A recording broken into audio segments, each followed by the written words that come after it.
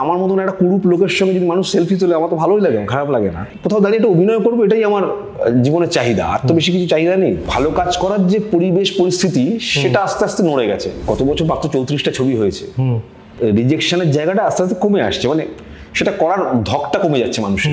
শুধু elite class শিল্প সংস্কৃতি বাঁচিয়ে রাখতে পারে না, কিন্তু ওই মুম্বাইতে গিয়ে বসে থেকে মুম্বাইয়ের কাজের জন্য বসে থাকা পারবো না।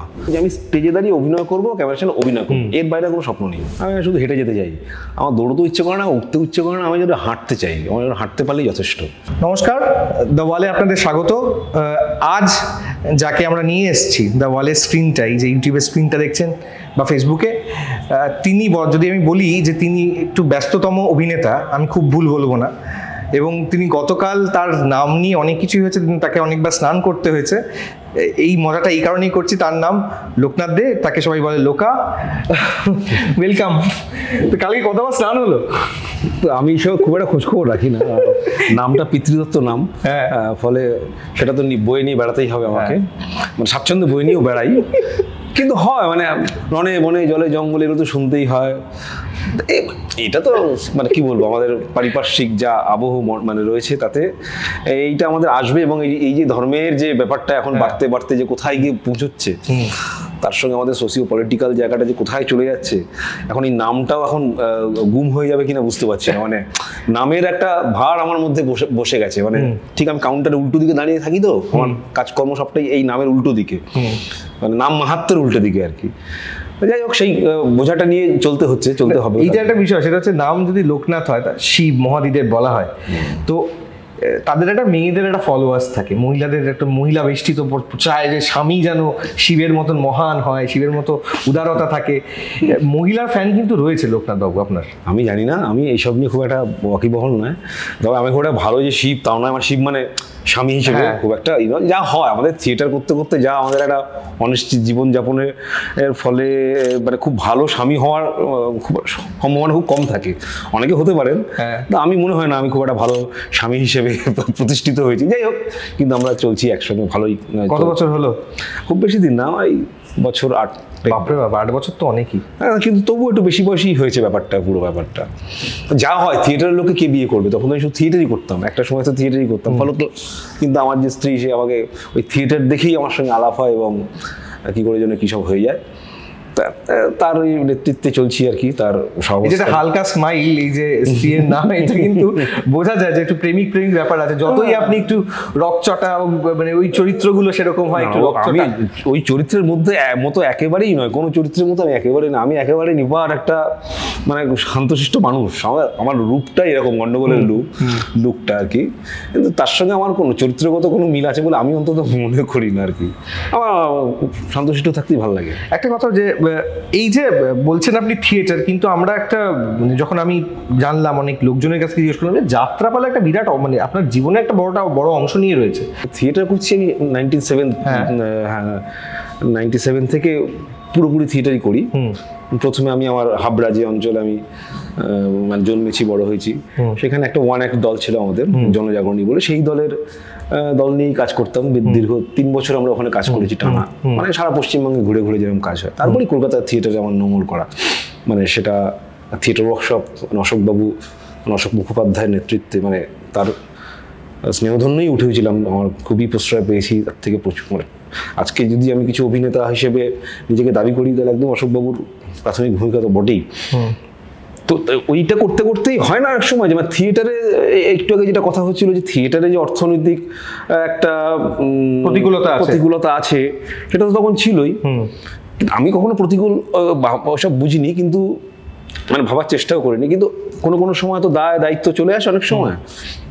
তো যখন মনে হয়েছে যে কিছু টাকা পয়সার দরকার হবে, পরিবারও দিতে পারলে ভালো হয়, তখন ওই কাকতলীয়ভাবে আমার এক বন্ধু তখন যাত্রা করতো, সে বললো একদিন ওই থিয়েটার রিহার্সাল ফেরার পথেই যে এরকম যাত্রা হচ্ছে, একটা ক্যারেক্টার খুঁজে পাওয়া যাচ্ছে না, যদি তুই করিস। আমি যথারীতি নাই বলেছিলাম। তারপরে একটু তর্ক বিতর্ক, তো পরের দিন আবার ফোন করে বললো তুই কি যাবি? আমরা চল তাহলে ঘুরে আসি। তখন একটা ক্রাইসিসও ছিল। তা গিয়ে তো ত্রিদীপ ঘোষ খুবই মানে বিখ্যাত অভিনেতা বলা চলে, মানে আধুনিক যাত্রা মানে একজন স্টলওয়ার্ড বলতে ত্রিদীপ ঘোষের নাম, মানে টিপিক্যাল যাত্রার যে আধুনিকতা সেটার কথাই বলছি। মানে আধুনিক মানে একেবারে সিরিয়ালের যে প্রভাবটা পড়েছিল যাত্রায় বা পড়েছে, সেটার বাইরে থেকেও যে যাত্রার স্ট্রাকচারের মধ্যেও যে কি করে ওই ফর্মটাকে ব্যবহার করা যায় অনেক আধুনিকভাবে, সেটা ত্রিদীপ ঘোষ মানে খুবই খুবই দক্ষ হিসেবে কাজ করতেন আর কি।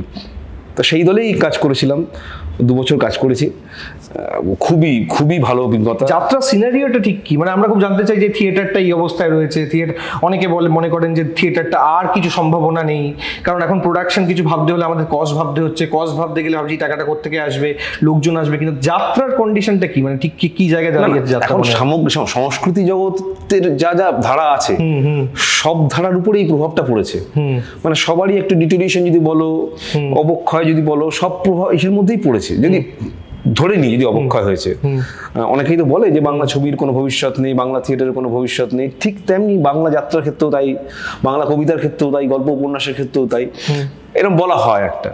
কিন্তু যাত্রার যে ফর্মটা হচ্ছে একদম ওই 3 দিক খোলা মঞ্চ যেটা বলে, যেটা খুবই ইন্টারেস্টিং, মানে যাত্রা করতে গিয়ে বোঝা যায় যে ওটা একদম আলাদা একটা আর্ট ফর্ম। কিন্তু অভিনয় করতে হচ্ছে উচ্চকিত অভিনয়, উচ্চকিত বলা হতো অ্যাকচুয়ালি, এবং হয় বটে, কারণ প্রচুর লোকের সঙ্গে করতে হয়, ওটা তো ফর্মের কারণে। আমি তো 300 লোকের একাডেমি বা কোনো একটা বদ্ধ প্রেক্ষাগৃহে নাটক করছি না, সেখানে একটা 10-15 হাজার লোক আছে, তাকে শোনাতে হবে।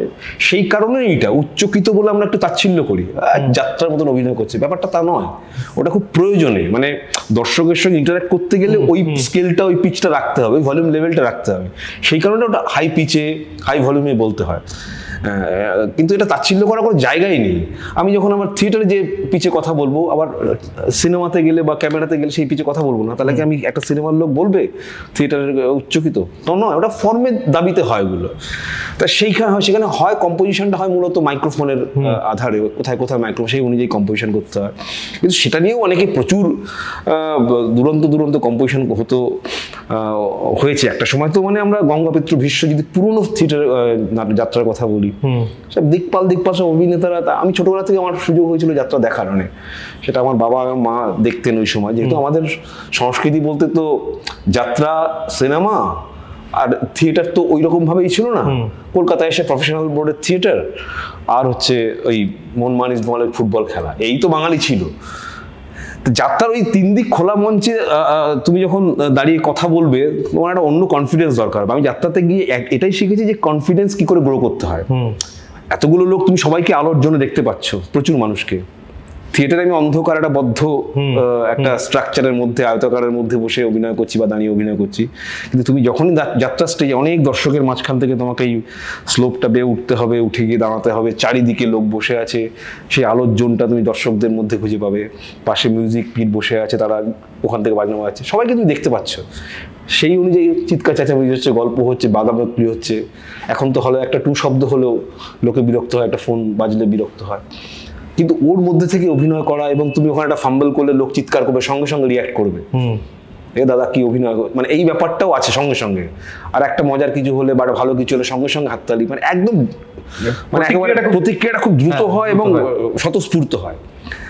আমরা এখন একাডেমিতে জুড়ে হাসলেও পাশের লোক তাকায় আর চোখে, মানে হাসির ঘটনা ঘটছে, হাসতে পারছি না। ফলে এইটা অনেক ওপেন, যাত্রা অনেক ব্যাপারটা ওপেন, এবং অনেক সাধারণ মানুষের ভাষাও সহজ থাকে। ভাষা সহজ থাকে বললে ভুল হবে, কারণ একটা সময় তুমি ঐতিহাসিক পৌরাণিক পালা যদি তুমি পড়ো, এখন তোমাকে মনে হবে যে বঙ্কিমের ভাষা তুমি পড়ছো। মানে গ্রামের লোকদের মানে ওই রকম কিছু জানে না, বুঝতে পারছে না, খুব সহজ সরল ভাবে তাদের বলতে হবে, এটা একটা ভুল ধারণা। তারা বুঝে, তারা তাদের মতন করে ঠিক বুঝে নেয়। কারণ পৌরাণিক যে পালাগুলো হতো বা ঐতিহাসিক যে পালাগুলো হতো, সংলাপ তুমি দেখবে মানে একেবারেই আধুনিক সংলাপ, কঠিন সংলাপ এবং যুক্তবর্ণ জটিল বাক্য দিয়েও সংলাপগুলো বলা হচ্ছে। ফলত খুব সহজ সরল নয়। সহজ সরল বলতে গেলে তুমি সিরিয়ালের ডায়লগ তুমি সহজ সরল পাবে, যাত্রার ডায়লগ মানে পুরোনো দিনে দেখলে তুমি সহজ সরল পাবে না, অনেক জটিল কঠিন ভাষা দিয়ে ব্যবহার করা। হ্যাঁ, মানে ওই মানে যাত্রাটাকে কোনোভাবে মানে সংস্কৃতির বাইরে রাখা যাবে না, এটা একটা চেষ্টা হয়। আমরা শহুরে মানসিকতায় এগুলো বোঝার চেষ্টা করি বা বোঝানোর চেষ্টা করি যে ওটা একটা ওই যাত্রা করছে, এই যেটা তাচ্ছিল্য, এইটা বর্জন করা উচিত। মানে সেইটা অনেক বড় জায়গা। মানে আমরা তো আসলে আমরা যে বেশিরভাগ মানুষের যে সংস্কৃতি, যে বিনোদন, সেগুলোকে আমরা তাচ্ছিল্য, মানে শহুরে মানুষরা আমরা তাচ্ছিল্য করে দেখেছি। মানে পেশাদার থিয়েটারকেও তাচ্ছিল্য করেছি, যাত্রাকে তাচ্ছিল্য করেছি, ইভেন এই সিনেমার যেগুলো কমার্শিয়াল ছবি সেগুলোকে তাচ্ছিল্য করেছি। এগুলো করে আমরা কি করছি? আমরা কতগুলো আইনক্সে কতগুলো সিনেমা দেখছি, পিভিআরে কটা সিনেমা দেখছি, 500 টাকার টিকিট কেটে, 400 টাকার টিকিট কেটে। আমরা ওদের ওই সংস্কৃতির থেকে বিচ্যুত করে, ব্রাত্য করে রাখার চেষ্টা করছি। এইটা তো কখনোই কাম্য হতে পারে না, কারণ তাদের বিনোদন তাদের মতন করে হবে, যে যেভাবে হ্যাঁ আরাম নেবে আর কি। ভালো মন্দ বিচার করা তুমি আমি কে?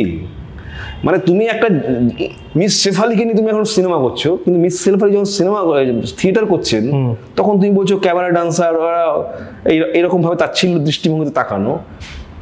পেশাদার থিয়েটারটাকে একটা অবসলিউট করে দেওয়ার একটা প্রয়াস, চেষ্টা, সেগুলো তো কখনোই সংস্কৃতি জগতের লোকেদের কাম্য নয়। কিন্তু এটা হয়েছে, ফ্যাক্ট, যেটা খুব সুচারুভাবে ওই সংস্কৃতিটাকে আমরা ব্রাত্য করে রাখার চেষ্টা করেছি। ঠিক সেটা আমার মনে হয়। যাত্রাও অনেক ওপেন, অনেক বেশি লোকেরকে ইন্টারাক্ট করার মতন টেক্সট লিখতে হয়, অত সহজও নয়। অতগুলো লোককে বসিয়ে রাখতে হবে 3 ঘন্টা, not a matter of joke. আমি খুব থিয়েটারে যেগুলো হয় বা অন্যান্য যেগুলো হয়, প্যারালাল ছবিতে যেগুলো হয়, যে আমরা বসে থাকতে বাধ্য হই, যে ঠিক আছে বসে দেখি কি না কি হয়, কি হয়, কি হয়, আচ্ছা অনেক কিছু মানে বলছে, এই ভাবার সুযোগই নেই তাদের কাছে, এই ভাবানোর সুযোগই নেই। ফলে যাত্রাটা খুব ইন্টারেস্টিং যাত্রা। মানে তুমি দেখোনি বলছো, দেখো। মানে আমি তোমাকে 2টো নাম বলতে পারি, যে অনল কাকুলি এখন, মানে তুমি কাকুলিদের অভিনয় শুধু দেখবে, এই এখনই যাত্রা উৎসবও চলছে, মানে পায়ে প্রণাম। আমি বলেছি যে আমি মিট করেছি তার সাথে এবং এখনো নিয়মিত কথা হয়। কাকুলিদের মতন অ্যাক্ট্রেস আমি বলছি আমাদের থিয়েটারের জগতেও পাওয়া মুশকিল। ওনার ফর্মটা আলাদা, কিন্তু ওই রকম দাপুটে, ওই রকম ভার্সাটাইল অ্যাক্ট্রেস তুমি খুঁজে পাবে না। আমি তোমাকে এটা মানে জোর দিয়ে বলতে পারি।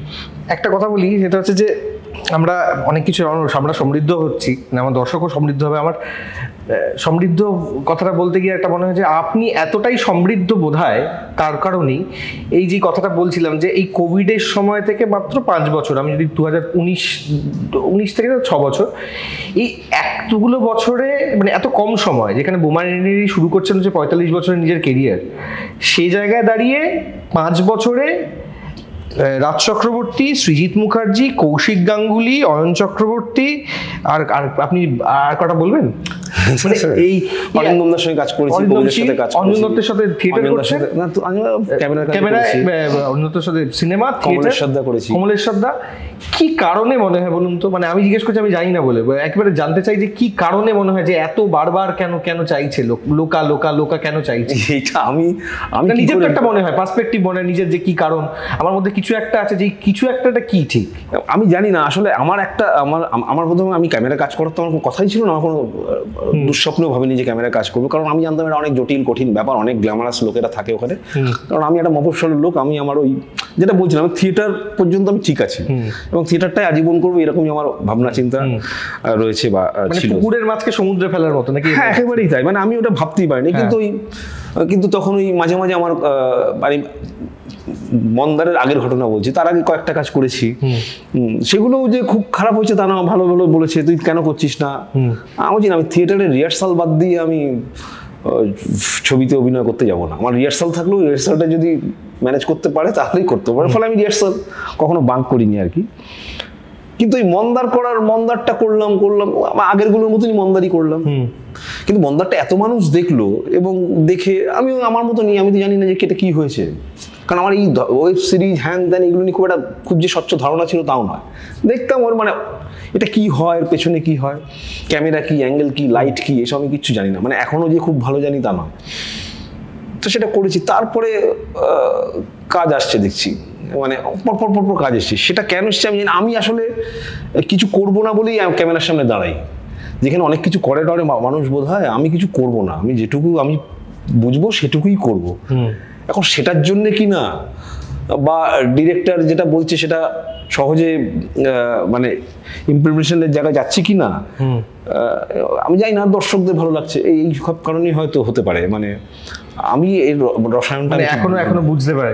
হ্যাঁ, মানুষের ভালো লাগছে এটা বুঝতে পারি, কিন্তু কেন ভালো লাগে কি ভালো লাগে সেটা তো বোঝা মুশকিল। ভালো লাগার কারণেই বোধহয় মাস্ক মুখে পড়তে হয়।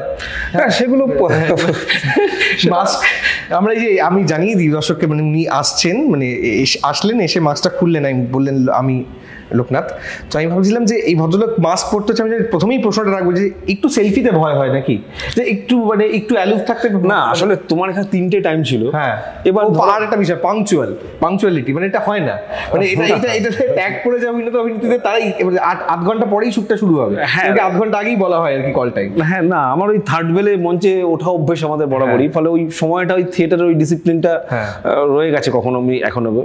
তো ওই মাঝখানে আবার দাঁড়িয়ে একটু সেলফি তুললো, আবার এখানে 3টে পরে পৌঁছলাম, ওইটা আমি চাই না। তোমাকে 3টে বলেছি মানে আমি 3টে আসবো, তা সেই কারণে মাস্ক টাস্ক পরা। আর এমনিতেই একটু তো হয়, আসছি একটা কাজে, সেখানে আবার একটুই হলো, কিন্তু এমনি সেলফি তুলতে চাইলে আমি তো এখন কি আমার মতন একটা কুরূপ লোকের সঙ্গে যদি মানুষ সেলফি তোলে আমার তো ভালোই লাগে, খারাপ লাগে না। কিন্তু এটা যখন কাজে যাই তখন একটা অসুবিধাই হয়।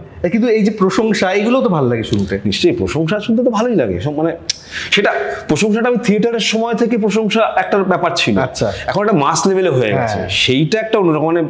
মানে উবেরে করে যাচ্ছি, উবেরের ড্রাইভার পেছন ফিরে কথা বলছেন, ট্রেনের ড্রাইভার বলছেন, মানে এরকম তো হয়, মানে সেইগুলো তো একটা প্রশংসা এবং এই জনপ্রিয়তার একটা জটিলতাও রয়েছে। সেটা হচ্ছে এরপর যখন আরো আরো আরো এই প্রশংসার একটা সীমা বাড়বে, বৃদ্ধি হবে, তারপরে তো আপনি এই যে যেভাবে যাওয়া আসা, কলকাতায় চলাফেরা, সেটা তো মুশকিল হয়ে পড়বে। সেটা ভেবেছেন কখন? অত আমি তো কখনো ওই বেশি দূর ভাবি না, মানে মুশকিল হচ্ছে এটাই, সময়ের সঙ্গে সঙ্গে যেরকম ফোরকাস্টিং পরিচালকরা বলছে এ লম্বা রেস কা ঘোড়া। হ্যাঁ, আমি অনেকজনকে জিজ্ঞেস করেছি, তারা বলছে এই কম সময়, এটা লম্বা রেসের ঘোড়া। তুমি জানি না কিভাবে বলছো সেটা, যাই হোক, আমি অভিনয়টাই করি, অভিনয় করতে ভালোবাসি, এটা হচ্ছে মূল বিষয়। যে আমি থিয়েটার হোক বা এখন এই মানে ক্যামেরার যে কারিকুরি আছে সেগুলো যত বেশি জানছি তত আরো বেশি আগ্রহ বাড়ছে, কৌতূহল বাড়ছে, ফলে আসলে আমি এই কোথাও দাঁড়িয়ে একটা অভিনয় করবো, এটাই আমার জীবনের চাহিদা। আর তো বেশি কিছু চাহিদা নেই। যেটা বলছিলাম, আমি যদি ক্যামেরার কাজ না করতাম, থিয়েটার করেই বাঁচতাম। মানে আমার যে খুব বিশাল কিছু চাহিদা ছিল তা নয়, চাহিদা আছে তা নয়, ফলে আমি যদি থিয়েটারই শুধু করতাম, আমি আমার মতন করে জীবন। এখন হয়তো একটা ফ্ল্যাটের কথা ভাবছি, এখন হয়তো একটা গাড়ির কথা ভাবছি, তখন ভাবতাম না, সেটা ভাবতাম না, আমরা ঠিকই করা ছিল যে এগুলো কেন, আমার তো দরকার নেই। এখন দরকারে হয়তো আমি ওইগুলো ওইদিকে অ্যাপ্রোচ করবো আর কি। আদারওয়াইজ ওই জনপ্রিয়তাটা থাকবে। এইটা তো শোনো, মানে প্রিন্ট মিডিয়া এবং এই ভিজুয়াল মিডিয়া যেটা, এর একটা সর্বগ্রাসী একটা, মানে কি বলবো, হাত আছে, আগ্রাসন আছে। সেটা তুমি যখন ভালো হবে তো ভালো লাগবে তোমাকে, আবার যখন তুমি খারাপ করবে একই সঙ্গে তোমাকে রিজেক্ট করতে শুরু করবে। ফলে এটা মেনে নিয়েই তোমাকে এই কাজে থাকতে হবে, এবং তুমি কাজটা কতটা মানুষকে এন্টারটেইন করতে পারছো, তাদের ভালো লাগাতে পারছো, এটাই আমার চর্চা, আমার কাজের উপরই নির্ভর করবে। কমেডি চরিত্র বলবো, বা বলবো যে হাস্যরসের যা কন্টেন্টে যারা বেশিরভাগ অভিনয় করে, বা অভিনেতারা যারা করেনি তাদের কথা বলছি, তারা যখন সিরিয়াস চরিত্রে অভিনয় করে, মানে 2-3টে সিনেমা যেখানে একটু মজা ছিল, যেখানে একটু কৌতুক ছিল, একটু ওই মিমিক্রি ছিল, তারা যখন সিরিয়াস চরিত্রে অভিনয় করে তখন দর্শকদের খানিক একটু একটা পুশ লাগে যে আরে একে তো আমি দেখেছি এরকম। এইটা তোমার ক্ষেত্রে কিভাবে হয়েছে? মানে এটা তোমার ক্ষেত্রে কি সেম না? সেম না, আমার ক্ষেত্রে সুবিধা হচ্ছে, আমি মানে যদি আমার এই টেনিওরটা ধরো, বা যে 2019-20 থেকে আজকে পর্যন্ত, আমার সৌভাগ্য যে অনেক রকম চরিত্র করার। হ্যাঁ, কমিক চরিত্র নিশ্চয়ই করেছি, কিন্তু আমি এখন নেগেটিভ চরিত্রর জন্য আমাকে অনেক মানুষ, বাবা এই লোকটা তোমার নেগেটিভ চরিত্রই করবে, এরকম একটা ধারণাও তৈরি হয়ে আছে। কিন্তু আমি কোনো একটা নির্দিষ্ট জোনে আটকে থাকতে চাই না। মানে বেশ কিছুদিন পুলিশের চরিত্র করেছিলাম, তারপর ঠিক করলাম যে পুলিশের চরিত্র করবো না। মানে এর মধ্যে অনেকে বলেছিল না, আমি করিনি, আমি বিনয়ের সঙ্গে জানিয়েছি যে অনেকগুলো করেছি। তারপরে অন্যান্য চরিত্র, আমি চাই যে একজন অভিনেতা যাতে, যদি তখন নেমেই পড়েছি এখানে, মানে যতটা এক্সপ্লোর করা যায় ততটা এক্সপ্লোর করবো, সেই চেষ্টাটাই থাকবে আর কি। মানে একটা ধরনের চরিত্র কেন করব, মানে তাহলে আমি কেন প্র্যাকটিস করলাম, এখন এই মানে এটা করার জায়গাতে রয়েছে যে মানে আমি করব না, এই জায়গাটা আপনার হ্যাঁ মানে হাতে রয়েছে। তাদের আমার সঙ্গে তো কারো শত্রুতা নয়, যে আমাকে কাজের কথা বলে তার সঙ্গে আমার বন্ধুত্বেরই সম্পর্ক হয়, মানে প্রথম ফোনটা থেকেই বন্ধুত্ব হয়। ফলে তাকে আমি আমার মতন করে বলি। ওই যেমন শুনেছি আমাকে একজন কাজের কথা, সেটা অবশ্য মেগা সিরিয়ালের কাজের কথা বলেছিলেন ভদ্রলোক, তো আমি নাই বলেছিলাম। তখন সে আবার আমার এক বন্ধুকে গল্প হচ্ছে, লোকনাথ বলে একজনের সঙ্গে কথা হচ্ছিল, তাকে ফোন করেছিলাম একটা কাজের ব্যাপারে, খুব বিখ্যাত তিনি, এখন মুম্বাইতেও কাজ করেন, সিরিয়ালের খুবই, কিন্তু সে এমন বিনয়ের সঙ্গে না বললো, মনে হলো হ্যাঁই বললো। ফলে মানে করতে না পারলে আমি আমার কারণগুলো বলি যে কেন করতে পারছি না, বা এবং এমনও আছে যে আমি 3 লাইনের পাঠও করে এসেছি ছবিতে, এবং প্রচুর ছবিতে আছে, আমি এতগুলো ছবি করি, তার মধ্যে অনেক ছবি আছে যে একটা সিন আছে, 4টে লাইন আছে, করে এসেছি। তার সঙ্গে সম্পর্ক হোক, মনে হচ্ছে ঠিক আছে করলাম, চরিত্রটা হয়তো একটু ছোট্ট হলেও একটু অন্যরকম এই করেছি, বন্ধুদের আবদারও করেছি, সেসব চলতেই থাকে। মানে না হ্যাঁটা নির্ভর করে যে মানে তুমি কিভাবে বলছো তাকে। ঠিক এই সময় দাঁড়িয়ে স্ক্রিপ্ট যদি লোকনাথের কাছে আসে, এমন একটা স্ক্রিপ্ট, আমি বলছি স্ক্রিপ্ট বাছাই পর্বটা কিসের উপরে চলে? শুধু নিজের চরিত্র, পারিপার্শ্বিক যারা অভিনেতারা রয়েছে তারা, না গল্প, না ডিরেক্টর, কোনটা কাজ করে মাথায়? একটা বাংলা, তুমি এখন যা অবস্থা চলছে, তুমি বাংলা এখন তুমি রিজেক্ট করার অপশন খুব একটা নেই। মানে আমি বলছি বটে, কত বছর মাত্র 34টা ছবি হয়েছে, মানে ছবি কমতে কমতে তো রিজেকশনের জায়গাটা আস্তে আস্তে কমে আসছে, মানে সেটা করার ধকটা কমে যাচ্ছে মানুষের। মানে তোমার ছবি আছে হচ্ছে 34টা, 30টা, 35টা, 40টা ছবি, তুমি কটা ছেড়ে কটা ধরবে সেরকম তো নয়, অপশনস কম আমাদের হাতে, কিন্তু তবু চেষ্টা করি আমি আর কি। মানে সেটা হচ্ছে যে একটু ভালো, একটু ছবিটা অন্তত ভালো, সেখানে আমার ভূমিকা হয়তো কম, কিন্তু ছবিটা একটা ভালো কথা বলছে, বা একটা বিরাট ক্যানভাসে ছবিটা করার চেষ্টা করছে, সেক্ষেত্রে একটা পজিটিভ অ্যাপ্রোচ থাকে। মানে ছবিটাও, গল্পটাও ভালো নয়, চরিত্রগুলোও ভালো নয়, কিছুই ভালো নয়, তখন একটু কেমন লাগে যে তাহলে আর ওই সময় আমার মানে হয় কি, গোটা ভালোটা আমার উপরেই পড়েছে যে আমি ভালো করবো। না না, আমি ভালো না, যারা করবেন তারা হয়তো ভালোই করবেন, কিন্তু তখন হয়তো আরেকটি ফোন এলো, আরেকটা ভালো কাজের কথা এলো, সেরকম হয়। মানে সামগ্রিকভাবে ওই ছবির মান তো আমাদের পড়ছে বলা, হ্যাঁ এটা অন ক্যামেরা বলা যায় কিনা, কিন্তু সত্যি সত্যি তো সেই সুযোগটা পাচ্ছে না অনেকে। মানে ভালো কাজ করার যে পরিবেশ পরিস্থিতি, সেটা আস্তে আস্তে নড়ে গেছে, নড়তে নড়তে একটা নড়বড়ে জায়গায় এসে দাঁড়িয়েছে বলে আমার মনে হয়। মানে আমি খুব বেশি ইন্ডাস্ট্রির ভেতরের লোক নই, বা খুব বেশি জানা বোঝা আমার নেই, কিন্তু যা পড়ি, বুঝি, শুনি যেটুকু, তাতে মনে হয় একটু নড়বড়ে সিচুয়েশনের মধ্যে আমরা এখন বিলং করছি। সেইগুলো সামগ্রিকভাবে সব ঠিকঠাক হলে একটা নতুন ছেলে হয়তো একটা বড় কিছু ভাবতে পারবে, সেটা নিয়ে একটা প্রোডাকশন হাউসে যেতে পারবে, তার স্ক্রিপ্টটা ভালো করে পড়া হবে এবং নিউট্রালি দেখা হবে যে এটার মধ্যে মেটেরিয়াল আছে কিনা। সেই পরিস্থিতিগুলো কমছে এখন। ইন্ডিপেন্ডেন্ট ছবি তারা করছে, সেটা বেশি মানুষের কাছে পৌঁছতে পারছে না। ইন্ডিপেন্ডেন্টলি কতগুলো ভালো ছবি হয়েছে, কিন্তু সেগুলো তো মানুষের কাছে পৌঁছতে পারে না। এই যে এখন একটা বিরাট ছবি বাংলায় চলছে মাত্র 2টি হলে, সেটা বাংলা সিনেমার ইতিহাসে একটা উঠে যাওয়ার সিনেমা মায়ানগর বলে, সেটা আমি একটা ছোট্ট পাঠ করেছিলাম, সেই ছবিটা মাত্র 2টো হলে চলছে। মানে এইরকম একটা অবস্থার মধ্যে আমরা ভিডিওটা দেখছিলাম, অপর্ণা সেন এসে দাঁড়িয়ে বলছেন, মানে তার চোখ দিয়ে জল বেরিয়ে গেছে যদি সিনেমাটা দেখতে হয়। মানে প্লিজ এই ছবিটা দেখার মতো একটা ছবি হয়েছে। আদিত্য বিক্রমের সাথে কাজ করে আমি খুবই মজা পাই। আমার একটা দুটো সিন ছিল বোধহয়, কিন্তু সিনেমাটা যেমন, হ্যাঁ সিনেমাটা যেটা বানিয়েছে তুমি নিশ্চয়ই উপলব্ধি করেছো, সেই সিনেমাও তো হওয়া দরকার আর কি। আমার মতে যে এই সিনেমাগুলো যেমন হবে, আর আমি যেটা একটু আগে যাত্রার কথা বলছিলাম, যে যাত্রা বা পেশাদার থিয়েটার বা কমার্শিয়াল ছবি, আমি এগুলো খুব ভক্ত। আমি করি হয়তো উল্টো দিকের কাজ, কিন্তু আমি মনে করি শুধু প্রয়োজনীয় না, জরুরি। ওই সেগমেন্টটা মানে ফ্লারিশ করা খুবই জরুরি। মানে কমার্শিয়াল, হার্ডকোর কমার্শিয়াল হবে, যেখানে রাজ চক্রবর্তী এরা কাজ করবে, জিৎ দেব ফাটিয়ে কাজ করবে, যেটা একদম প্রত্যন্ত গ্রামের মানুষ সোল্লাসে দেখবে। পেশাদার থিয়েটারটা উঠে গেল, সেই থিয়েটারটাও যদি একটা তৈরি করা যেতে পারতো আমাদের, বা ওটাকে যদি আরেকটু চালিয়ে নিয়ে যেত, সেটা সরকারি অনুদান হোক, সরকারি সাপোর্ট হোক, সেগুলো দরকার ছিল।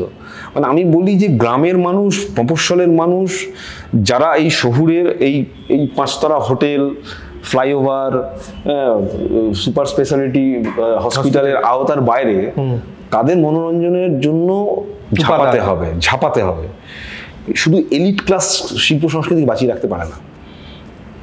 যারা নাটক, থিয়েটার, প্লে, যারা নির্দেশক হয়, মানে এখন অবধি বাংলায় ছায়াছবির কথা বলছি আমি, বাংলার ইন্ডাস্ট্রির কথা বলছি, তারা কোথাও না কোথাও কি বড় ছবি ডিরেক্ট করার স্বপ্ন দেখে বা ডিরেক্ট করে? তোমার ইচ্ছে আছে কখনো? না, একেবারেই না। পরিচালক না, আমাকে কয়েকজন বলেওছে তুই ছবি, আমি না। অভিনয় করতে এসে ক্যামেরার কারণটা কি এই কারণটা না সময় সময় একেবারেই নয়, কারণ ডিরেক্টর হওয়ার একটা মেটেরিয়াল দরকার। আমি একটা ধরো আমি দেখেছি আমার থিয়েটারের অনেক বন্ধু বান্ধব একটা ছবি করেছে, দুটো ছবি করেছে, ব্যাস মানে সেটা হঠাৎ করে ও ডিরেক্টর হওয়ার না একটা ফিলোসফিক্যাল জার্নি থাকা দরকার। নাটকের ডিরেক্টর নাটকের ক্ষেত্রেও তাই। আচ্ছা, আমি নাটকের ডিরেকশন দিয়েছি, সেটাই বলছি, কিন্তু সেগুলো দলে থেকে থেকে দলের কাজ, ওটা আমি জানি অনেকটা যে স্যার কি করে ডিরেকশন করতেন, অন্য লোকেদের সঙ্গে কাজ করেছি তারা, সেটার একটা অনেকদিন করতে করতে প্রায় 30 বছরের আমার থিয়েটারের এক্সপিরিয়েন্স, সেটা দিয়ে আমি একটা ছোটখাটো থিয়েটার হয়তো দান করাতে পারবো। কিন্তু ফিল্মটা তো অনেক কিছুর জন্য উপর নির্ভরশীল, অনেক তার কৌশল আছে, তার টেকনিক্যাল দিক আছে, সেগুলো তো আমার পক্ষে রপ্ত করা মুশকিল। আর সেটা রপ্ত না করলে আমি কি করে একটা ক্যামেরার পেছনে দাঁড়াবো, সেটা নিয়ে আমার ওই রকমই। আমি তো এই ক্যামেরার সামনে যেমন দুঃস্বপ্ন ভাবিনি, এটাও দুঃস্বপ্নেও ভাবছি না, ভাবার প্রশ্ন নেই। তুমি বললে হয়তো একদিন একটা সত্যি সত্যি ক্যামেরা নিয়ে দাঁড়িয়ে পড়লাম, তখন আবার তুমি আমার ইন্টারভিউতে বলো না তুমি তো বলেছিলে। না, আমি ছোট ছোট ফিল্ম করেছি লকডাউনের সময়, অনেক ঘরে বসে বসে, সেগুলো একেবারেই নিজের স্কেচ দিয়ে, হ্যান দিয়ে, ত্যান দিয়ে হাতে রাখা, আমি এইগুলো নিয়ে ওই আর কি ওই রকম, কিন্তু ওই রকম ভাবনা নেই। আপনি মানে মূলত মাল্টি ডাইমেনশনাল, মানে ভয়েস, নাটকের কাজ, স্কেচ, একটা খুব সুন্দর আরজিকর কাণ্ডের সময় যে আঁকাটা, যেটা নিয়ে প্রচুর খবর দেখলাম সঙ্গে লোকনাথদের আঁকা, এবং আঁকাটাও কি ছোটবেলা থেকে নাকি? হ্যাঁ, মানে আমাদের দেখো বেড়ে ওঠা, তুমি একটু ছোটই হবে আমার থেকে, কিন্তু আমাদের সময় যে বেড়ে ওঠাটা, সেই সময় সব বাড়িতে কেউ আঁকছে, কেউ গান গাইছে, কেউ খেলাধুলা করছে, এরকম পরিমণ্ডলটা ছিল। এবং সাংস্কৃতিক অনুষ্ঠান হচ্ছে, সেগুলোতে কমতে কমতে এখন মানে মোবাইল ডিভাইসের মধ্যে আমরা ঢুকে পড়েছি। ফলে ওই আঁকার স্কুলে হয়তো ছোটবেলায় গেলাম, স্কুলে একটা আঁকার চর্চা ছিল, সেটা করতে তারপর গ্যাপ, তারপর ছোট ছোট বসে আঁকো প্রতিযোগিতা যেগুলো ছিল সেগুলোতে যেতাম, তো সেগুলোই হয়েছে। তারপর তো হাওয়া হয়ে গেছে, আবার কখনো মনে হলো একটু স্কেচ করলাম, এরকমই হয়েছে। কিন্তু লকডাউনের সময় বা তার কিছুদিন আগে গ্যাপ ছিল, তখন একটু মনে হলো ঘরে বসে এইসবগুলো করি। মানে আমি তো আর কিছু জানি না, মানে এইটার মধ্যে ঢুকে পড়ার তো আর যে আদার্স কিছু, মানে একটা সময় চুটিয়ে খেলাধুলা বলতো, খেলতাম ক্রিকেট, ফুটবল, টেবিল টেনিস, তারপরে যখন এটা ঢুকেছি তখন এর মধ্যেই ঢুকে গেছে, আর কিছু করার সুযোগ হয়নি। মানে একটা চেষ্টা করেছিলাম, সেগুলো তো অন্য কথা। তো ওইভাবেই আঁকা, সেটা তো এত লোক দেখবে জানবে সেটা তো বুঝতে, এখন এক্সিবিশনও হয়ে গেল আমার 2-3টে। আমি তো, তারা বলছে না এই ছবি এক্সিবিশন, কিন্তু মাথা খারাপ। ওখানে যোগেন চৌধুরীর ছবি, সুব্রপ্রসন্নের ছবি, সেখানে তুমি আমার ছবি বলছে কিচ্ছু হয়, আমরা সবাই মানে বিভিন্ন জগতের লোক, আমরা মজা করে আঁকি, আনন্দ করে আঁকি, সেটা হলো। মানে ওইভাবেই আঁকা, মানে ওগুলো খুব একটা বলার মতো নয় এখানে। ফলে যেটা বলার মতো সেটা হচ্ছে যে এই যে মুম্বাই থেকে ডাক আসছে, যে একটা মানে স্বনামধন্য বলবো না, প্রসিদ্ধ বলবো না, জনপ্রিয় বলবো, সেটা আপনি বলবেন, কিন্তু মুম্বাই থেকে ডাক আসছে রিলের জন্য, নাকি আপনি শরীর বানাতে পারেননি বলে গেল কিনা সেটা মুকেশ আপনার কাছে? আমার খুব একটা, আমি হিন্দিতে একেবারেই মানে খুব খারাপ, তবুও করেছি 2-1টা হিন্দি যে কাজ করিনি তা না, কিন্তু আমার আবার ওই মুম্বাই, আবার এখানে এত কাজ আছে, মানে সেইগুলো ছেড়ে মুম্বাই, ঠিক আছে ওটা খুব মানে জোরাজুরি না হলে, মানে না হলে ঠিক আছে। এখানে সবাই যেতে চাইছে মুম্বাই, সবাই যেতে চাইছে, মানে এখানে কলকাতায় সেই জায়গা নেই, অ্যাটমসফিয়ার। মুম্বাই অন্য জিনিস, মুম্বাই ব্যাপারটা অন্য জিনিস, আমরা যতই বলি না কেন মুম্বাই ব্যাপারটা অন্য। ঠিক আছে, একটা পার্ট করলো, আমি একটা করলাম কোথায়, একটা সিনেমা করলামও সেখানে ছোট্ট, বা পিআই মিনা বলে একটা সিরিজ করেছিলাম, সেখানেও করেছি। কিন্তু ওই মুম্বাইতে গিয়ে বসে থেকে মুম্বাইয়ের কাজের জন্য বসে থাকা, পারবো না। তার থেকে আমার এখানে যদি কাজ না পাই, আমি থিয়েটার করবো, এখানে না বলে যাত্রা করবো, এইসব করবো। আপনি বেশ একটা মানুষ, মানে আমি দৌড়তে পারবো না, মানে হচ্ছে একটু মানে কি বলবো, একটা খামখেয়ালি বলবো না, মানে খুব মানে চিল্ড, যেটা এখনকার ভাষায় জেন ওয়াইরা বলে, চিল্ড মানুষ একজন। আমি শুধু হেঁটে যেতে চাই, আমার দৌড়তেও ইচ্ছে করে না, উঠতেও ইচ্ছে করে না, আমি যদি হাঁটতে চাই, আমার হাঁটতে পারলেই যথেষ্ট, ব্যাস। মানে এটাতেই শান্তি আমার। কি হয় মানে বাড়িতে সকালবেলা থেকে কি করা হয়? খবরের কাগজ পড়া, এইসব পাড়ায় আড্ডা মারা? আরে আম বাঙালি যা করে, আমরা তো বেশি অর্থে বেকার। আমাদের শুটিং না থাকলে বা থিয়েটার না থাকলে তো আমরা বাড়িতে বসে ওই ছবি আঁকা, পড়াশোনা করা, আর সন্ধ্যাবেলা আড্ডা মারা, এই তো আছে। একটু বই পড়লাম, একটু ছবি আঁকলাম, একটু গান শুনলাম, একটু আড্ডা মারলাম, আর ভালো সিনেমা দেখলাম, এই তো কাজ। আপামর বাঙালি, এই আমাদের বেকার। অভিনেতাদের তো বেকারই বলা হয়। তা সে মানে যারা ধরো থিয়েটার করছে তারা তো বেকার বলি আমরা, মানে আমি অনেক লোকের কাছে শুনেছি কি বেকার এর পেছনের কাছে। তো সেগুলো ঠিক আছে, আমাদের সামাজিক মানে ট্যাবু ওগুলো। আমি যদি না করতাম থিয়েটার, আমি হয়তো বলতাম কি বেকার কাজ করছিস। ফলে এটা নিয়ে খুব একটা মানে অসন্তুষ্ট হওয়ার কোনো ব্যাপার নয়, এটা স্বাভাবিক প্রবণতা মানুষের মধ্যে। সোশ্যাল মিডিয়া হ্যান্ডেল হয় মানে আমার ফেসবুক আছে। এই যে একটা ছোট্ট সিন প্রলয় আসছে পরে, যে এই যে একটা মিম আপনাকে নিয়ে, এই একটা দাঁড়িয়ে রয়েছে, সব ঘটনা ইসমাইল মোহাম্মদ, তৃণমূল কংগ্রেস, সিপিএম সব জায়গাতে ওইটা ব্যবহার করা হচ্ছে। সে আর কি করবো, তো আর হাতে সোশ্যাল মিডিয়া তো হাতে নেই কারণ। নিজের মিম দেখে মজা হয় না মানে? হ্যাঁ, বন্ধুরা পাঠায়, দেখি ঠিক আছে, মানে আমার বন্ধুরাই তো পাঠায় প্রথম, এই দেখ কি করেছে বলে মজা হয় আমার। আমি ওটার মধ্যে আমার কোনো আর যাওয়ার প্রশ্নই নেই, মানে ওটা হয়ে যাবে, মানে সোশ্যাল মিডিয়া তোমার কন্ট্রোলের বাইরে, সেটা তোমাকে সেইভাবেই নিতে হবে। মানে এটা নিয়ে কোনো প্রতিবাদ মিছিল, মোমবাতি মিছিল করে তো লাভ। ভালো লাগে মানে মিমগুলো দেখলে? হ্যাঁ, মানে না ভালো লাগে না, ভালো না লাগলেও এটা নিয়ে কিছু বলার নেই। আচ্ছা, এটা কি করবো আমি কি কোর্টে যাবো? ঠিক আছে, করছে, তার একটু মজা পেয়েছে, সে আরো কিছু লোককে মজা দিচ্ছে। কিন্তু ইন্টেলেকচুয়াল অনেক কিছু ভালো ভালো, সেগুলো বুদ্ধিদীপ্ত অনেক মিম এরকম হয় যেগুলো আমি ভালো হয়। না না না না, সেটা নিয়ে কোনো বক্তব্য নেই, সেগুলো মানে মিডিয়ার দায়, মানে সেগুলো মানুষ যদি এন্টারটেইন হয় ভাবে। এবার এই শ্লীল অশ্লীল কোনটা খারাপ কোনটা ভালো এই বিবেচনা করাটা এখন মুশকিল হয়ে গেছে। সমালোচনা কিভাবে না? সমালোচনা খুব আমি পজিটিভ। হ্যাঁ, আমার কাছে সমালোচনা, আমার স্ত্রী আমার নাটকে, হ্যাঁ নাটকে যদি একটা সংলাপ ভুল বলি সঙ্গে সঙ্গে ধরে বলবে, কি রে এখানে তো বানিয়ে বললি, মানে ব্যাপারটা এইরকম। তো বলে না বানিয়ে বললাম তো, সেটা বল আগে, মানে সেটা তো বানিয়ে বললাম। হ্যাঁ, ইম্প্রোভাইজ, মানে আমি খুব মঞ্চে ইম্প্রোভাইজ করতে পছন্দও করি আর কি, সে ব্যাপারে। তো এইসব নিয়ে হয়। আর সমালোচনা হলে আমাকে ঋদ্ধ করেছে, আমাকে অনেক সমালোচনা ঋদ্ধ করেছে। মানে আমার এখানে আসার পেছনে তো সমালোচনাতেই এসছি, আলোচনা যা হয়েছে সমালোচনাতেও এসছি। এটা করলে ভালো হয়, এটা করলে ভালো হয়, তুই এভাবে দেখিস, এভাবে দেখিস, কত বন্ধু। মানে এখানে লোকনাথ দে এখন অভিনয় করছে, তুমি আমাকে ইন্টারভিউ দিচ্ছ, এর পেছনে তো আমার শুধুমাত্র কারিশমা নেই, প্রচুর মানুষের অবদান আছে। মানে আমার কথা বলা, আমার তাকানো, আমার বসা, আমার কি পড়বো, আমি কোন সিনেমা দেখবো, হ্যাঁ কোথায় মিশবো, এটা তো একটা আমার সেই ছেলেবেলার থেকে বিভিন্ন ধাপে ধাপে ধাপে ধাপে আমাকে শিখিয়েছে আমার বন্ধু বান্ধব, আমার পরিবার, আমার স্ত্রী, আমার আশপাশ, আমার থিয়েটারের লোক, এখন মিডিয়া জগতের লোক, তারা তো আমাকে মোটামুটি ছাড়তে যাচ্ছে, দিক নির্দেশ করতে যাচ্ছে। তো সে আমার স্যার থিয়েটার ওয়ার্কশপে, ফলে সেইগুলো আস্তে আস্তে যেটুকু ঢুকেছে সেটুকু তার মধ্যে কিছুটা রয়ে গেছে, তারই কিছু বই প্রকাশ হয় আর কি শিল্পের মাধ্যমে। শেষের দিকে আমরা চলে এসেছি। এক হচ্ছে অঞ্জন দত্তর সাথে নাটক, অঞ্জন দত্তর শেষ নাটকে অভিনয় কেমন লাগছে? আর 9 মার্চ শো গোটাটা নিয়ে কেমন লাগছে? খারাপ তো লাগছে, হ্যাঁ খারাপ লাগছে, কিন্তু আমার একদিকে শ্লাঘাও হচ্ছে একদিকে। কারণ আমার মনে আছে আমাকে একটা কোনো কাজ দেখে জয় গোস্বামী একদিন ফোন করেছিলেন, খুব গভীর রাতেই করেছিলেন। তিনি এরকম অনেক সেই অভিনয় সংক্রান্ত নানান রকম, মানে আমার জীবনে একটা খুব সৌভাগ্য যে ওইভাবে জয়দা অত রাতে ফোন করেছিলেন। তো তখন আমি জিজ্ঞেস করেছিলাম, আপনি লেখাটা ছেড়ে দিলেন, বলছেন যে এটা তো খুবই, তো 50 বছর লিখলাম, এখন অবসরের সময়। এইটা কিন্তু খুব একটা সহজ ব্যাপার নয়। মানে অঞ্জন দত্ত 70-71 এসে বলছেন যে অভিনয় ছেড়ে দেবো, জয় গোস্বামী 50 বছর লেখার পর বলছেন যে ছেড়ে দেবো লেখা, এটা তো সহজ নয়। সেই সিদ্ধান্ত যারা নিতে পারে তাদের দম আছে বলতে হবে। তারা শিল্পকে কিভাবে দেখেন, তারা কীভাবে বোঝার চেষ্টা করেন এবং তার সঙ্গে কীভাবে সম্পৃক্ত করার চেষ্টা করেন নিজেকে, সেখান থেকে হয়তো কোথাও একটা টাসল হচ্ছে বলে তিনি সরে আসছেন। এটা খুব গুরুত্বপূর্ণ সিদ্ধান্ত, এই সম্মান জানাই আমি প্রথম কথা। কিন্তু হ্যাঁ, আমরা মিস করবো অঞ্জন দত্তের মতো ওই রকম একটা পাওয়ারফুল অ্যাক্টর স্টেজে, এই আধুনিক এই সময়কার আমরা মিস করবো ভীষণভাবে। মানে একটা বম আর কি যাকে বলে, মানে তার মধ্যে একটা পুরো আন্তর্জাতিক বিষয় ঢুকে আছে। মানে শুধুমাত্র একটা কলকাতা থিয়েটার নয়, তার মধ্যে একটা আন্তর্জাতিকতা ঢুকে আছে।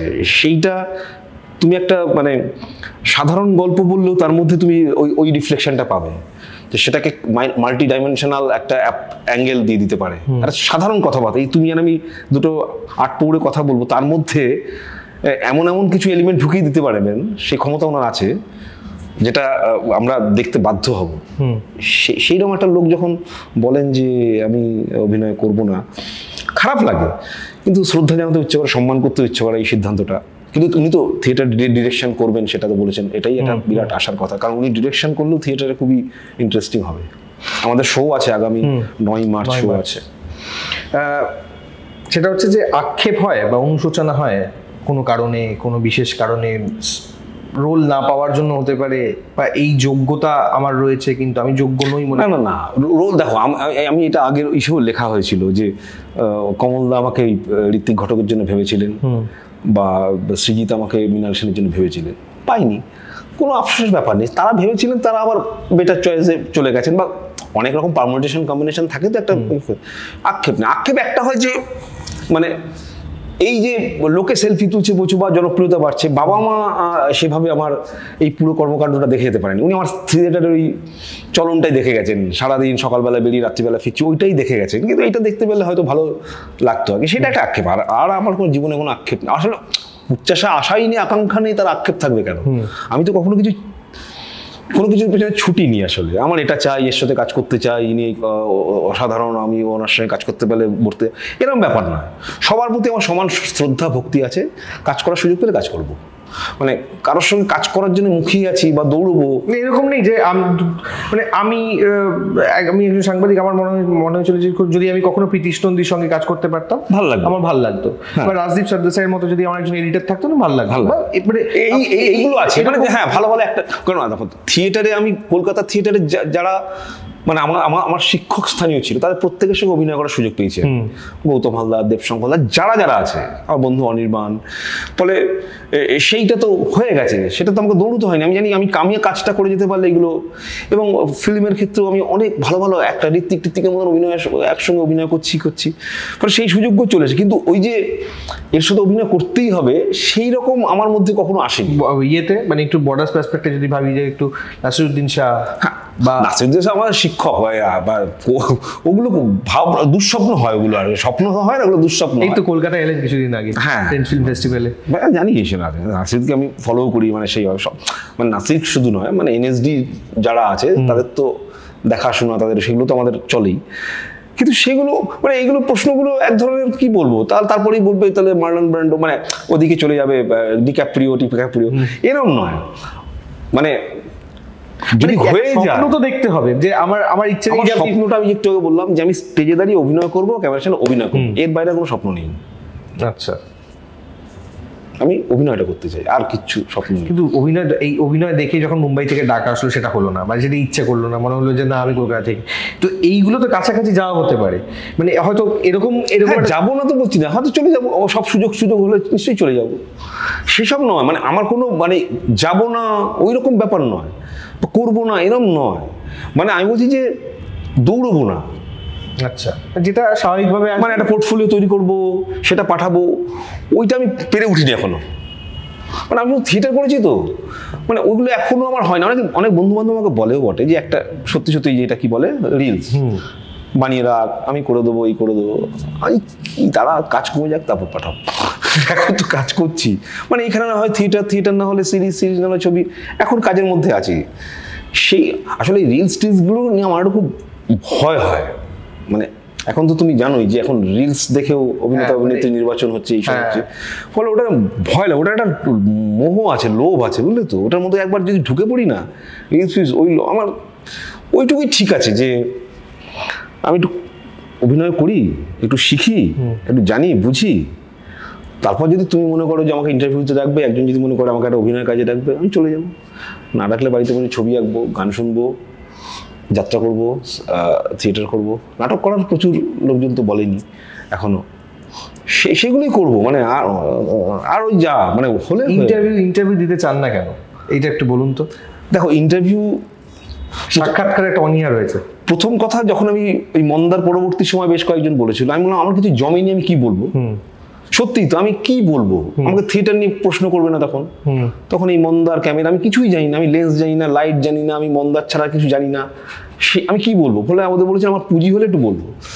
তারপরে যখন দুই একজন কথা বললাম, তাদের সাথে কথা বললাম, তারপর দেখলাম একই কথাই প্রায় বলতে হয়, মানে হয় না, মানে একটা কাজের নিরিখে একটা কথা হলে তাহলে একটা ঠিক আছে, মানে বা একটা বিষয় নিয়ে কথা হলে এক ধরনের কথা বলা যায়, না হলে তো অনেক প্রশ্ন একই রকমই হয়, তা সেগুলো তো আলাদা করে কিছু হয় না, সেটা মনে হয় যে একই কথা গিয়েই তো বলবো, একই প্রশ্ন তো করবে, সেই বিষয় ভিত্তিক কিছু আলোচনা হচ্ছে কিনা, তো এই জন্য আমার মনে হয় আর এই আর কি, আর আমি নিজের কথা বেশি বলা যায় না, বলতে পারি না, তুমি বলছো, তুমি শুনেছো, এটাই যথেষ্ট। আমি কি বলবো? আমি কাজ করছি, আমার কাজ করা কাজ।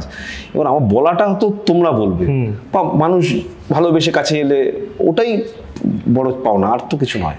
শুধু অঞ্জন দত্তর নাম নিলাম, আর অঞ্জন দত্ত ছাড়াও অনেকে রয়েছেন, তারা হয়তো রেগে যাবেন। আমি সবার নাম বলছি, তাদের তাদের ব্যাপারে যদি একটু বলেন, এই কাজের অভিজ্ঞতা থেকে টুকটাক 2-3টে কথা। অরিন্দম শীল এখন কম্পোজড একজন ডিরেক্টর, ঠান্ডা মাথার খুব, এবং কাজ করে মজা পেয়েছি। আমাকে মানে আমি বোমকে সত্যা মঞ্চ বলে একটা ছবি করেছি অঞ্জন দার সঙ্গে, আরও দুটো বলেছিল, করতে পারিনি।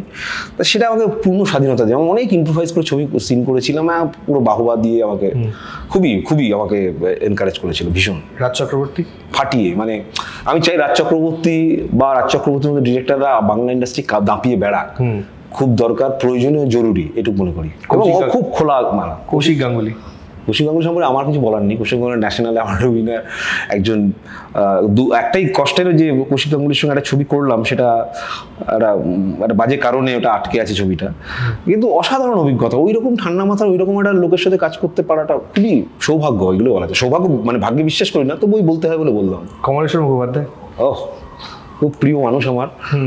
আমি এখন একটা থিয়েটার করছি কমলদার সাথে, সিজার বলে একটা, তার সাথে একাধিক কাজ। মানে প্রথম যখন মিনার্ভার রেপার্টরি থিয়েটার, তখন কমলদার প্রথম ফোনটা করেছিলেন, আমি একটা ঋত্বিক ঘটককে নিয়ে ছবি করছি, তোমাকে একটা ভাবা হয়েছে। আমি না আমি এখন করতে পারবো না, ফোনটা কেটে দিয়েছিলাম। তারপর রেপার্টারিতে গিয়ে বললো, আমরা কে কমলকে একজন ফোন করলেন, বলে কমলেশ্বর মুখার্জি। তখন কমলদাকে আমি চিনতাম থিয়েটারের লোক হিসেবে, চেতনায় নির্ণয় বলে একটা নাটক করতো। আমার ওই কমলদার সঙ্গে সঙ্গে মেসেজ ব্যাক, আমার এরকম ব্যাপার, না ঠিক আছে। তারপর কমলদার সঙ্গে একটি আই অ্যাম নো কিলার বলে এই পার্থ দেখে নিয়ে একটা ডকু ফিকশন, সেটা করলাম, থিয়েটারে করছি, একটা ছবি করেছি কমলদার সঙ্গে। এইরকম কমলের সাথে খুবই ভালো, মানে বন্ধুর মতন আর কি। অনির্বাণ এখন আমার ছোট ভাই, অনির্বাণকে নিয়ে সবাই খুবই বলে, আমার সঙ্গে তো অনির্বাণ ভাই কিছু বললেই আপনার এখানে এই মানে ভিডিওর নিচে সব বলতে শুরু করবে, ভালো লোক। মানে কিন্তু আমরা আসলে একসঙ্গে 3টে বছর একটা ঘরের মধ্যে আটকে রেখে থিয়েটার করেছি। আমি ওর অনেক কিছু জানি, ও আমার অনেক কিছু, মানে এই মানে জানাজানিটা, মানে কি রেসিপ্রোকেশনটা ছিল, মানে সেটা অনির্বাণ তো এইরকম হয়েছে না, কিন্তু ওই অনির্বাণটাকে তো আমি চিনি। অনির্বাণের সঙ্গে আমার মানে খুবই মানে ভাই দাদার সম্পর্ক আর কি। সেটা মানে আলাদা করে অনির্বাণের মতন মেধাবী, কম্পোজড একটা থিয়েটার পার্সন বলো বা চলচ্চিত্রের লোক বলো, খুব কম এসছে। অয়ন চক্রবর্তী খুবই শেষ কাজ, মানে এখন অব্দি শেষ কাজ যেটা স্ক্রিনে দেখলাম আমরা, নিখোঁজ। খুব মাইডিয়ার লোক, কবি মানুষ, খুবই ভালো। মানে দেখো, সবার সম্পর্কে খুব ভালোই বলবো, মানে অন্তর থেকেই বলি। খারাপ আমার কাউকে লাগেনি, এটুকু বলতে পারি। অয়নদার সঙ্গে আমার মানে কবিতার রিলেশনের সম্পর্ক, বইমেলাতেও দেখার হলো, কথা হলো। আমার পরের ছবিতে, পরে একটা সিরিজে বলেছিল, করতে পারলাম না, সাঁতার জানি না বলে। তো যাই হোক, এরকম তো চলতেই থাকে। অয়নদা খুব, নিখোঁজটা দেখলেই বোঝা যায় কত পরিণত একজন ডিরেকশন। অয়নদার সঙ্গে অনেক দিন আগে একটা কাজ করেছিলাম, একটা জি বাংলা সিনেমা বলে একটা, নামটা ভুলে গেছি, বাংলা অরিজিনালস, তার নামটা ভুলে গেছি। আর নকশাল নেতার পাঠ করেছিলাম। ওই প্রথম দেখা হয়েছিল বকখালিতে, সে অনেক বছর আগে। তখন আমি এসব করতাম না, ওই সুদীপাদি ডেকেছিল, চলে গেছিলাম বকখালি, এরকম। কবিতা মানে কবিতার কষ্ট, মানে সাদা মাটা মানুষ নাকি, সাদা মাটা কিন্তু অনেক গভীর। কবিতার গভীরতা আমরা ইন্ডাস্ট্রি ব্যবহার করতে পারলাম না। কবিতার ইন্টেলেকচুয়াল, কবিতার সিনেমার নলেজ আমরা ব্যবহার করতে পারলাম না, এটা খুবই দুঃখের বিষয় আর কি। ব্যাপারটা কবিতা সম্পর্কে এটুকুই বলা যায়। আর কিছু বলার আছে যেটা তোমার মনে হয় যে বলা উচিত এই ইন্টারভিউতে? না আমার কিছু, তোমরা যা জিজ্ঞেস করো তাই বলবো। না আর যদি নিজের থেকে কিছু বলার থাকে, কি যা খুশি, মানে তোমার যেটা মনে হয় সিনেমার কাজ, কিছু দর্শকদের কিছু বলা।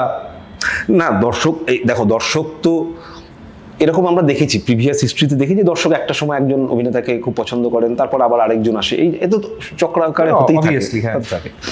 আমি চাইবো যে আমার শেষ দিন পর্যন্ত দর্শক আমার সঙ্গে থাকবেন, আমাকে ভালোবাসবেন মানে অভিনয় যদি ভালো হয় তাহলেই ভালোবাসবেন, নাহলে ভালোবাসার দরকার নেই। তাহলে ঘৃণা করবেন এবং অবজ্ঞা করবেন, কোনোই নেই। সাজেশন দেবেন, এটুকু বলতে পারি যে কোথায় কি করলে ঠিক হয়। মানে আমি তো আজীবন ছাত্রই হিসেবে রিটায়ার করবো আর কি, এটুকু আমি পণ করে রেখেছি। মানে ফলে শিক্ষকতা ওই ব্যাপারটা আমার আসে না, আমি ছাত্র হিসেবেই থাকতে চাই, রিটায়ার করবো। দর্শকদের বা যারা আমার কাজ দেখেন তাদের বলবো যে তারা আমার পাশে থাকবেন, মানে সমালোচনা করবেন, যেটা একটু আগে আলোচনা হচ্ছিল, যে সমালোচনা করবেন, একদম ব্যক্তির সমালোচনাই আমি পছন্দ করি ভীষণ। শেষ প্রশ্ন, আর কি কি আছে এই বছরের লিস্টটা একটু বলে তারপর আমরা র্যাপ আপ করবো। আছে তো অনেকগুলোই শুনেছি, মানে এই রঘু ডাকাতে শুরু হবে, তারপর উইন্ডোজের একটা কাজ আছে, আরেকটা সিরিজ আছে দুটো, তারপরে আমার থিয়েটার নতুন 1 মেতে নামছে একটা থিয়েটার, নতুন করে থিয়েটারের শোজ আছে, আরও কিছু আছে যেগুলো এখন বলা যাবে না, বলাটা ঠিক হবে না। ঠিক, এই কারণেই আপনাদের বললাম যে ব্যস্ততম অভিনেতার সঙ্গে আমি একটা সাক্ষাৎ করলাম এবং একটা খোলা মনের, খোলা চেতনা, খোলা ভাবনা নিয়ে একটা আড্ডা। আপনাদের নিশ্চয়ই ভালো লেগেছে, যদি না ভালো লাগে সেটা আপনি কমেন্টে জানাবেন। উনি সব, মানে উনি যদি খারাপ লাগাটাও নিয়ে নেন, ভালো লাগাটাও নিয়ে নেন।